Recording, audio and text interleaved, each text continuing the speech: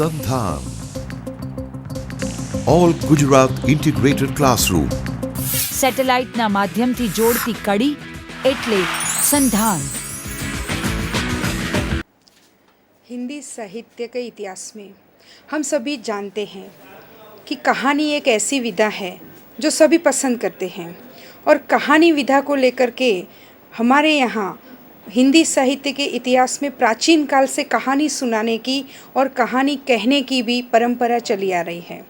वेदों उपनिषदों से कहानी की बात हम करते आ रहे हैं और कहानी को हम जैसे दादा दादी और नाना नानी से सुनते आए थे। संस्कृत साहित्य में वेदों उपनिषदों और जैसे पंचतंत्र, मित्रोपदेश, मित्रभेद, मित्रलाभ आदि के माध्यम से हम कहानियाँ सुनते आ रहे हैं। ये कहानियाँ मूलतः उपदेशात्मक कहानियाँ हुआ करती थी, लेकिन जैसे जैसे आधुनिक साहित्य की ओर हम जाते हैं और वहाँ हमारी नज़र जाती है तो आधुनिक हिंदी साहित्य के इतिहास में अंग्रेजी से जो पाश्चात्य परंपरा हमारे देश में आई और उसके बाद आधुनिक साहित्य में जो हिंदी स्टोरी राइटिंग हमने लिखना शुरू किया और हिंदी स्टोरी राइटरों में प्रेमचंद का नाम हम लेते हैं। लेकिन कुछ ऐसे साहित्यकार भी हमारे पास है जिन्होंने हिंदी साहित्य में बहुत उत्तम कविता स्टोरी लिखी है। तो ऐसे स्टोरी राइटर को हम आज पढ़ेंगे।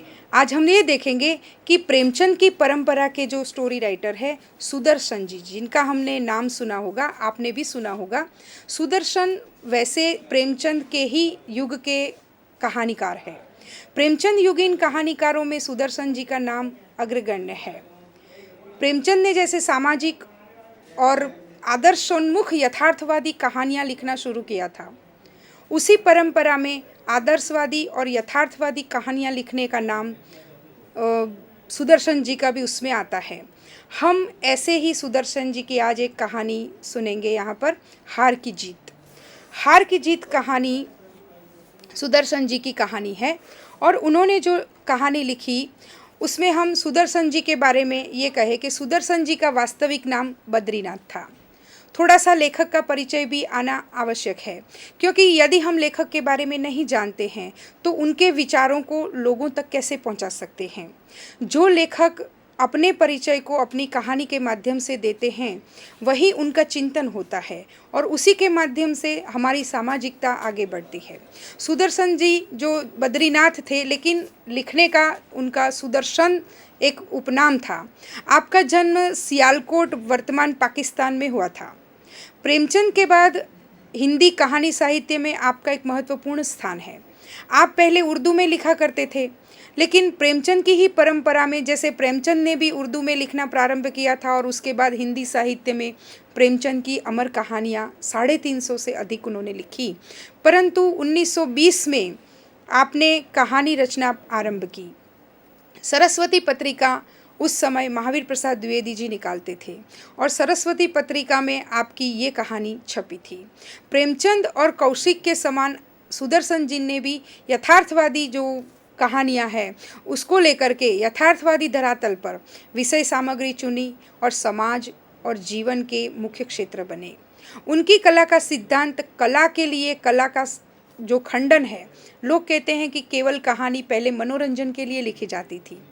हम कहते हैं उपदेशात्मक रूप को भी वहाँ पर लिया गया है, क्योंकि कहानी लिखना, उपदेश देना, कहानी के माध्यम से बहुत सुंदर तरीके से हम समाज को उपदेश दे सकते हैं। तो कला के लिए कला तो है ही, लेकिन कला के लिए कला का खंडन करते हुए इन्होंने अपनी कहानियों को यथार्थवादी धरातल पर रखा। उन्होंने जो समाज, राजनीति, राष्ट्र और कल्पना आदि से संयुक्त विषयों को लेकर के कहानियों की सृष्टि की। इनका यह मत था कि कहानियाँ ऐसी हो जिनका राष्ट्र और समाज के ऊपर अमिष्ट प्रभाव पड़े। वैसे भी कोई भी साहित्यकार बिना साहित्य को अपने बिना उद्देश्य के वो साहित्य लिखता नहीं है। उद्देश्यपूर्ण कहानी लिखना मूलतः प्रेमचंद के पहले वैसे तो भारतेंदु के समय से शुरू हो गया था। 1900 से जब आधुनिक काल का प्रारंभ हुआ तब आधुनिक काल से लेकर के गद्य काल में कुछ छोटी छोटी कहानियाँ लिखी जाती थी, परंतु भारतेंदु के समय में जो कहानियाँ लिखी जाती थी उस समय में भारतेंदु आदि ने जो कहानियाँ लिखी उन कहानियों का मूलतः अनुवाद अधिक हुआ करता था, परंतु मौलिक कहानियाँ उस युग में भी लिखी गई। महावीर प्रसाद द्विवेदी ने चूँकि हिंदी के बहुत ही बड़े आचार्य थे और उन्होंने सरस्वती पत्रिका निकाल करके हिंदी साहित्य को एक दिशा दी। सरस्वती पत्रिका में वे अपने युग के साहित्यकारों को उनसे लिखवाते थे, उनको जोड़ते थे, अपने मंडल में जोड़ करके द्विवेदी युग में बहुत सारे ऐसे साहित्यकार हुए जिन्होंने बहुत अच्छी अच्छी हिंदी साहित्य की अमर रचनाएं हिंदी को दी है। और ऐसी अमर रचनाओं में प्रेमचंद जी के युग में आते आते तो ये सारी जो हमारी भारतीय परिस्थितियाँ थी, तो परिस्थितियों में भी हमने देखा कि राजनीतिक परिस्थितियाँ, हमारी सामाजिक परिस्थितियाँ ऐसी थी, हमारे रीति रिवाज ऐसे थे जो समाज के लिए जागृत होना जरूरी था। और ऐसे समय में समाज में जागृति लाने के लिए ऐसे साहित्यकारों का आगे आना आवश्यक था। द्विवेदी जी ने इस दिशा में बहुत ही सुंदर कार्य किया है।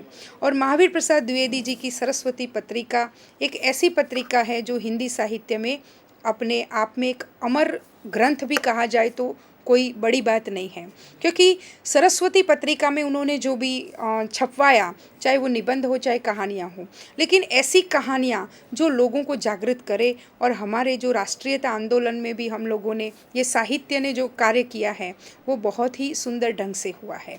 बंगला भाषा से अंग्रेजी भाषा से जो अनुवाद की प्रवृत्तियाँ चलती थी, उस अनुवाद की प्रवृत्तियों के आधार पर फिर मौलिक रचनाएं लिखना शुरू किया गया।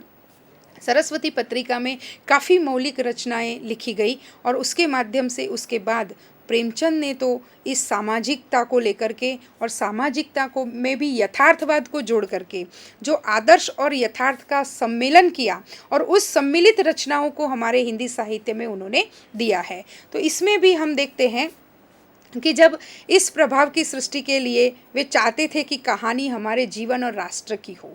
सुदर्शन जी भी यही चाहते थे कि कहानी न केवल मनोरंजन के लिए हो, कला न केवल कला के लिए हो, न केवल मनोरंजन के लिए हो, परंतु कला जीवन के लिए।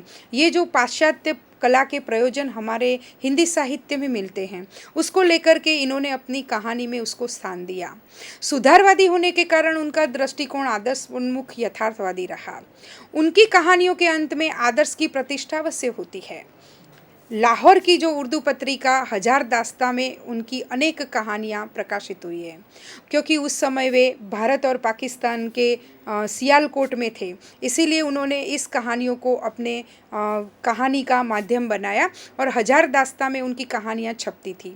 और उसके साथ आप देखते हैं कि उनकी 10 कहानी संग्रह प्रकाशित हो चुके हैं। सुदर्शन सुधा, सुदर्शन सुमन, तीर्थयात्रा, पुष्पलता, गल्पमंजरी, सुप्रभात, 4 कहानियाँ, परिवर्तन, नगीना, पनघट आदि। तो इन कहानियों को लेकर के सुदर्शन जी ने बहुत सुंदर सुंदर कहानियाँ आदर्शोन्मुख यथार्थवाद के ऊपर लिखी है और जीवन के हर पहलू को, सामाजिकता को भी और चिंतन को भी साथ में उन्होंने लिया है। क्योंकि जहाँ हम सामाजिकता लेते हैं, लेकिन सामाजिकता के साथ साथ यदि लेखक का चिंतन न हो, और लेखक जो चिंतन करता है वो आदर्श के धरातल पर ही करता है, इसीलिए आदर्श और यथार्थ को जोड़ करके बहुत सुंदर कहानियाँ सुदर्शन जी ने लिखी है। हम देखते हैं कि सुदर्शन जी की पुस्तकें मुंबई के हिंदी ग्रंथ रत्नाकर कार्यालय द्वारा भी प्रकाशित हुई है। सुदर्शन जी को गद्य और पद्य दोनों में महारत थी, लेकिन हम यहाँ पर उनकी कहानी की जो बात करेंगे, इसीलिए हम कहानीकार के रूप में उनको लेते हैं। हार की जीत पंडित जी की अपनी कहानी है। 1920 में ये सरस्वती में प्रकाशित हुई थी और ये हार की जीत कहानी से आदर्श और यथार्थ दोनों की बात, उसका सम्मिलित जो रूप है वो हमें इस कहानी में दिखाई देता है। साहित्य सृजन में इनके अतिरिक्त आपने अनेक फिल्मों की भी पटकथा और गीत भी लिखे हैं, जैसे सोहराब मोदी की सिकंदर 1941 में अनेक फिल्मों का उन्होंने जो पटकथा लेखन लिखा है। तो सन 1955 में उन्होंने कुंवारी या विधवा फिल्म का निर्देशन भी किया। तो इस रूप में एक साहित्यकार है, वो अपनी कला और साहित्य के माध्यम से जो समाज को देना चाहता है वो अपनी कहानियों के माध्यम से वो दे रहा है, साहित्य के माध्यम से।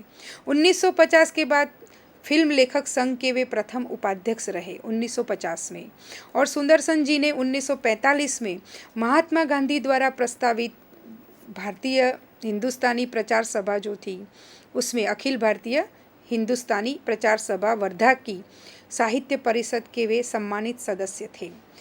अर्थात उन्होंने उस समाज को भी देखा है जो स्वतंत्रता से पहले का समाज था। इनकी प्रमुख कहानियां हैं हार की जीत, अठन्नी का चोर, साइकिल की सवारी, तीर्थ यात्रा, पृथ्वी वल्लभ आदि बहुत सारी कहानियां उनकी मिलती है। हम यहाँ पर आज चर्चा करेंगे उनकी एक कहानी हार की जीत। आप सभी जानते हैं कि हार की जीत सुदर्शन जी की प्रथम कहानी है। इस कहानी में उनके जीवन के आदर्श को उन्होंने भावात्मक रूप में रखा है। इस कहानी में जो मुख्य पात्र है बाबा भारती, उनका अपने घोड़े से अधिक प्यार रहा है। उनका एक घोड़ा था जिनको उन्होंने नाम दिया है सुल्तान। सुल्तान से बाबा भारती इतना प्रेम करते थे क्योंकि भले वो साधु थे लेकिन संत प्रवृत्ति के होते हुए भी उनकी आत्मा मनुष्य आत्मा थी, और मनुष्य आत्मा के लिए किसी पशु या मनुष्य उससे प्रेम करना एक सहज प्रवृत्ति होती है। लेकिन फिर भी यहाँ पर जो घोड़े से उनका जो प्रेम था, अनन्य प्रेम था। अपने पुत्र की तरह वो अपने घोड़े से प्रेम करते थे। वो रोज़ सुबह उठते, अस्तबल में जाते, अपने घोड़े को बड़े प्यार से सहलाते, घोड़े का जतन करते, और उसके लिए उन्होंने सब कुछ छोड़ दिया था। यहाँ तक कि जब घोड़ा उनके पास रहता था तो उनको ऐसा लगता था कि अपना पुत्र जो है उसके पास में रह रहा हूँ। तो इस प्रकार से उन्होंने एक परिवार के सदस्य की भांति घोड़े को अपना लिया था, और उन्होंने उसका नाम सुल्तान भी रखा था। रोज़ हाथ फेरते और घोड़े पर जब तक वो सवारी न कर लेते, 2-4 मील तक वो जाते नहीं, तब तक उनको चैन नहीं आता था। उन्होंने अपना सब कुछ ऐसा गंवा दिया था। और घोड़े की कीर्ति, घोड़ा क्या था, इस रूप में लेखक ने बहुत सुंदर बातें उसमें बताई है। लेखक ने जो वर्णन किया है घोड़े का कि भाई घोड़ा क्या था, घोड़ा ऐसा था कि देखते हुए लोगों ने उसकी कीर्ति बहुत दूर दूर तक सुनी थी, ऐसा घोड़ा था। इस कहानी को 3 भागों में सुदर्शन जी ने विभाजित किया है। वैसे मूलतः ये घटना प्रधान कहानी है, लेकिन उस घटना को लेकर के, घटना कैसे कहानी के प्रारंभ में किस रूप में घटना घटने वाली है उसकी ओर साहित्यकार इंगित करता है। कहानीकार सुदर्शन जी ने प्रथम भाग में ये बताया है कि घोड़े से किस प्रकार से बाबा भारती प्रेम करते थे। बाबा भारती मुख्य चरित्र है और बाबा भारती मनुष्य थे, और उन्होंने आखिर मनुष्य होने के नाते अपने घोड़े से जो प्रेम का संबंध है उसका वर्णन सुदर्शन जी ने बहुत ही सुंदर शब्दों में किया था। उन्होंने कहा कि इस जोड़ का घोड़ा सारे इलाके में किसी के पास न था। ये लेखक का वर्णन है। बाबा भारती उसे सुल्तान के नाम से पुकारते थे। ऐसे लगन, ऐसे प्यार, ऐसे स्नेह से कोई सच्चा प्रेमी अपने प्यारे को भी न चाहता होगा। सुंदर वर्णन सुदर्शन जी करते हैं। उस गांव से बाहर एक छोटे से मंदिर में रहते थे और भगवान का भजन करते थे, परंतु सुल्तान से बिछुड़ने की वेदना उनके लिए असह्य थी। गांव के लोग इस प्रेम को देखकर चकित थे। अर्थात यहाँ पर सुदर्शन जी कहते हैं कि गांव के लोग कभी कभी कनखियों से इशारे भी करते थे।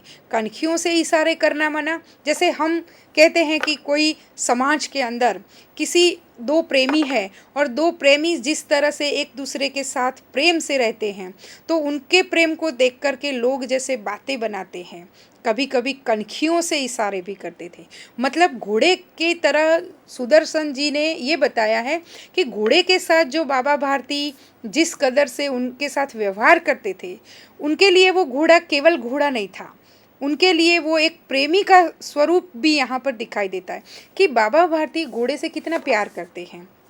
उसका नाम सुल्तान है, और अपने सुल्तान से एक दिन भी बिछड़ना उन्होंने कल्पना तक नहीं की थी, जैसे एक प्रेमी है। इसीलिए यहाँ कनखियों से इशारे भी करते थे। ऐसा शब्द यहाँ पर रख करके, ऐसा वाक्य रख करके साहित्यकार सुदर्शन जी ने इशारा किया है कि वो कितना अपने सुल्तान से बाबा भारती प्रेम करते थे। परंतु बाबा को इसकी परवाह न थी।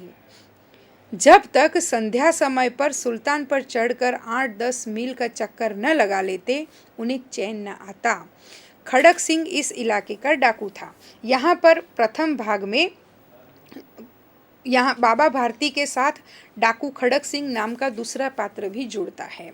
डाकू खड़क सिंह, इसने भी सुल्तान की कीर्ति सुनी थी। उसके मन में सुल्तान को चुराने का भाव आया और वह बाबा भारती के पास पहुंचा। लेखक ये कहना चाहता है पहले भाग में कि किस कदर सुल्तान ने अपने बाबा भारती के साथ प्रेम की कथा, जैसे कोई प्रेमी की प्रेम कथा का उसका चर्चा पूरे जगत में हो, दूर दूर तक जिसकी कीर्ति फैली हुई होती है, उसी प्रकार से बाबा भारती के साथ उनके घोड़े का जो प्रेम है, उनकी दोनों की प्रेम कथा दूर दूर तक पहुंची। और उस इलाके में एक डाकू खड़क सिंह रहता था और डाकू खड़क सिंह ने भी बाबा भारती के घोड़े की जब कीर्ति सुनी तो उसके मन में भी आया कि मैं भी जाकर के देखूं कि वास्तव में ये क्या है। इसीलिए खड़क सिंह बाबा भारती के पास आता है। डाकू खड़क सिंह से बाबा भारती को कोई डर नहीं था, परंतु जब बाबा भारती के पास डाकू आता है तो बाबा भारती उसको पूछते हैं। यहाँ दोनों पात्रों का संवाद बताया है। बाबा भारती पूछते हैं कैसे यहाँ आए, तो खड़क सिंह कहता है कि बाबा जी, मैंने आपके घोड़े की कीर्ति सुनी है, इसीलिए सुल्तान को देखने की चाह मुझे आपके दरवाजे तक खींच लाई है।